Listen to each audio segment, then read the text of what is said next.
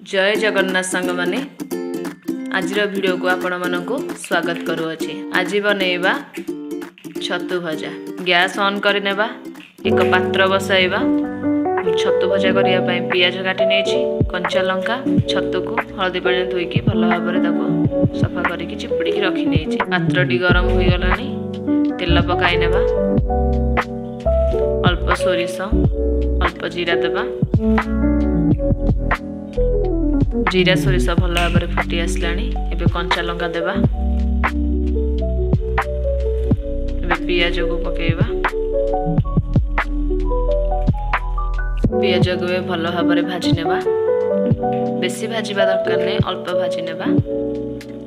बेसी जदि आमे पियाज को भाजीबा तो छतु भजार टेस्ट भल लागिबनी, सेति अल्प ताको भाजी नेबा। एबे छतु को पकाइबा, ताको भल भाव घाटी लेबा। स्वाद अनुसार लूण देबा, हल्दी गुंड देबा,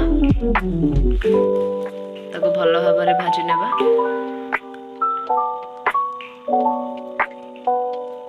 मझे मझे ताको घांटू थिबा, लगी जीवो।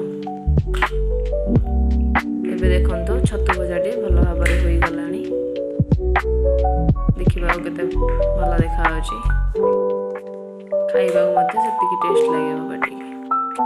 वीडियो जदि आपण मानकु भल लागुची, लाइक कमेंट शेयर करंतु, सब्सक्राइब भी करंतु, बेल आइकन दबाई दियंतु।